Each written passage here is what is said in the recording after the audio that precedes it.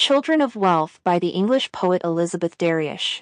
The Children of Wealth contrasts the experiences of the wealthy and those who suffer under the bleak winter.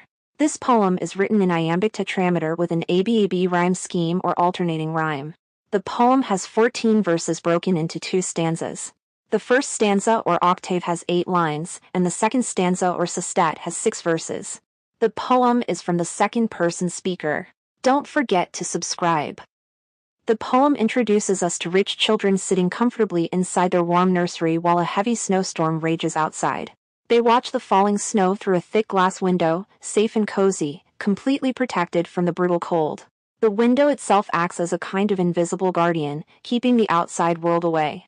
The children of wealth are insulated from the elements, metaphorically and literally, by the clear double pane that protects them from the outside world. This glass symbolizes privilege, a transparent barrier that allows them to observe suffering without experiencing it. The idea that their citadel is protected from feeling and knowledge suggests that wealth shields people from the painful truths of life. The phrase "through which no touch untimely penetrates" suggests that these children miss out on real human connection, no warm hugs, no comforting touch from a loving family member. Daryush juxtaposes warmth and cold, comfort and cruelty.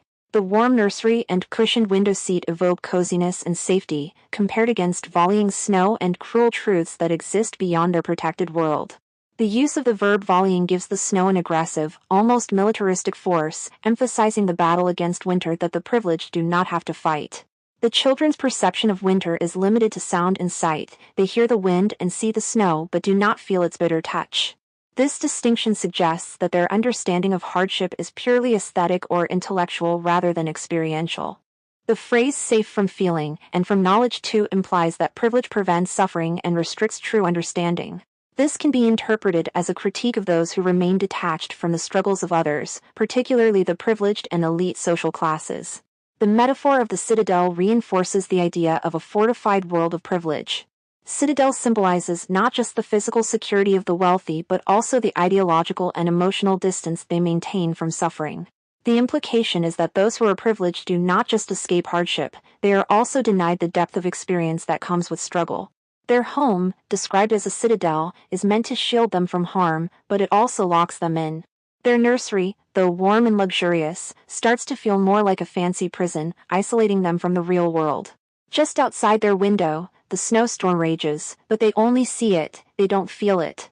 Their overprotective guardians would never let them go outside, fearing they might get hurt. Ironically, while they are safe, they are also trapped, missing out on real experiences. The second stanza critiques their rich's privilege, comfort, and ignorance. It juxtaposes a false sense of security with the inevitable collapse of that security, creating a sense of impending reckoning. The opening lines, "Go down, go out to elemental wrong," serve as an imperative, calling on the privileged to leave their sheltered existence and experience hardship firsthand. Elemental wrong suggests that the snowstorm would feel completely foreign to these children, who have never truly experienced anything physically challenging. The poet urges them to leave their warm nursery, sheltered world and step outside to feel winter instead of just watching it. Elemental wrong also suggests natural forces of suffering, hunger, poverty, exposure to the elements, that those in comfort are insulated from. The poet describes their arms and legs as 2 round limbs, suggesting that a life of comfort and indulgence has made them soft and chubby. The phrase "tan your skin too white" seems to mean that exposure to the harsh outdoors could make them stronger, strengthening them up in a way their pampered lifestyle never could. This could imply that those in privilege should confront and tolerate the same suffering as the marginalized to gain a true understanding of the world. The metaphor of glass continues from the previous stanza, symbolizing privilege as a fragile barrier between comfort and suffering. The word "seems" implies that the security afforded by privilege is an illusion.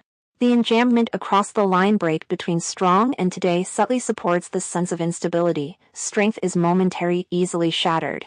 The verses "and yet perhaps this very night you'll wake to horrors wrecking fire" introduce an ominous sense of impending catastrophe.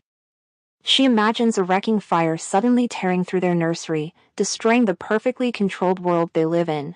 This fire is not literal, it symbolizes a sudden disaster, a moment when their safe, enclosed life is shattered. There's an eerie sense of urgency when the poet says the fire could come today, and perhaps this very night. This almost sounds like a warning, as if danger is just around the corner. Horror's wrecking fire suggests both literal destruction and a metaphorical awakening. When the privileged are forced to confront reality, their world is metaphorically burned down.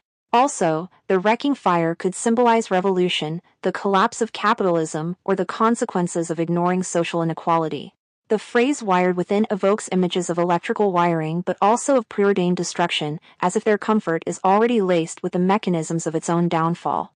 It suggests that even in their apparent safety, they are not truly secure. Destruction is embedded within the very structure of their privileged existence. The wealthy believe their power is unshakable, but the poem warns that their security is temporary. Hope you share and subscribe for more poem analysis.